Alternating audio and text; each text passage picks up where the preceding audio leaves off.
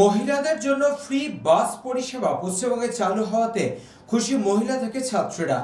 সোমবার সকালে পূর্ব মেদিনীপুরের হলদিয়ার বাস ডিপো থেকে রাজ্য সরকারের নির্দেশক্রমে মহিলাদের জন্য ফ্রি বাস পরিষেবা চালু হলো।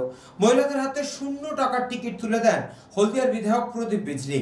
খুশি মহিলা যাত্রীরা বলেন, আজ যা হয়েছে অভিনন্দন সরকারকে। অন্যদিকে সৈকত নগরীর দীঘায় ঘুরতে যাওয়া পর্যটকরাও খুশি সরকারি এই সিদ্ধান্তে। পূর্ব মেদিনীপুর থেকে সৌমজিৎ চট্টোপাধ্যায়ের রিপোর্ট, চ্যানেল 24/7।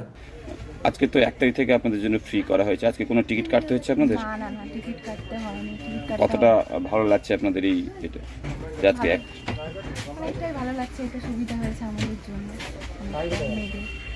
এই মনে করুন নারী নিরাপত্তা নিয়ে একটা বারবার যেখানে প্রশ্ন উঠে, সেখানে কতটা নিরাপত্তা বোধ মনে করছেন এই সরকারের? মনে এখন অবধি দেখা যাক, এখন অবধি কি হয়। এখন অবধি ঠিকঠাক লাগছে, বাকিটা কি। আপনার নাম? আমার নাম তনুশ্রী মাঝি। বেড়াতে এসেছিলেন? কোথা থেকে এসেছিলেন? কোলাঘাট। এই যে মনে করুন আজ থেকে 1 তারিখ থেকে যে প্রতিশ্রুতি ছিল এই ভারতীয় জনতা পার্টির, সেই জায়গায় দাঁড়িয়ে আজকে 1 তারিখ থেকে আপনাদের মহিলাদের জন্য বিশেষ করে ফ্রি করা হলো। এই বিষয়টিকে কিভাবে দেখছেন? ভালো লাগছে। কি আশা করছেন যে এটা হলে কতটা উপকৃত হবেন আপনারা? উপকৃত তো নিশ্চয়ই হবে, প্রত্যেকটা মেয়েই হবে। স্কুল ছাত্রছাত্রী থেকে আরম্ভ করে প্রত্যেকে মহিলারা প্রত্যেকটা মহিলা